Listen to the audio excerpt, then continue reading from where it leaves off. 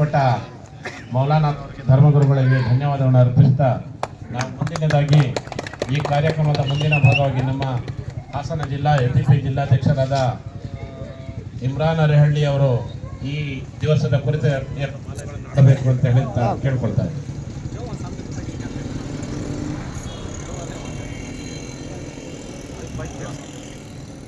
अस्सलाम वालेकुम रहमतुल्लाहि व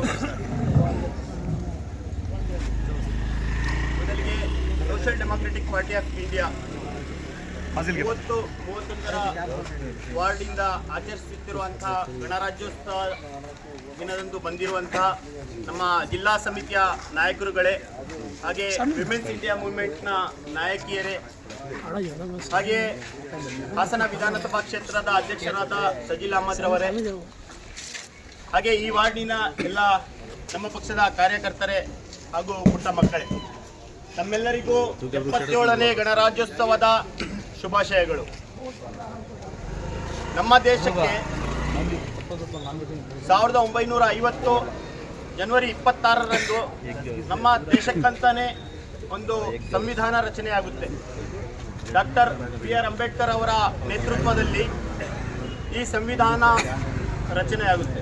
ಈ ಸಂವಿಧಾನದಲ್ಲಿ ಎಲ್ಲರಿಗೂ ಸಮಾನತೆ, ನ್ಯಾಯ ಎಲ್ಲರಿಗೂ ಅದು ಯಾವುದೇ ಜಾತಿಯವರಾಗಿರಲಿ, ಯಾವುದೇ ಧರ್ಮಕ್ಕೆ ಸೇರಿರಲಿ, ಎಲ್ಲರಿಗೂ ಸಮಾನವಾಗಿರುವಂಥ ಒಂದು ಸಂವಿಧಾನ ರಚನೆಯಾಗುತ್ತೆ ಸ್ನೇಹಿತರೆ.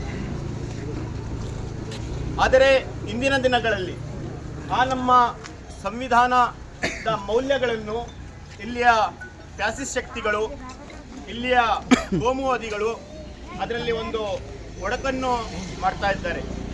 ನಮ್ಮ ದೇಶದಲ್ಲಿ ಇರುವಂಥ ಒಂದು ಸಹೋದರತೆ ಏನಿದೆ ಅದರಲ್ಲಿ ಒಡಕನ್ನು ಮಾಡುವಂಥ ಕಾರ್ಯ ಇಲ್ಲಿಯ ಕೋಮುವಾದಿಗಳು ಇಂದಿನ ದಿನಗಳಲ್ಲಿ ಮಾಡ್ತಾರೆ.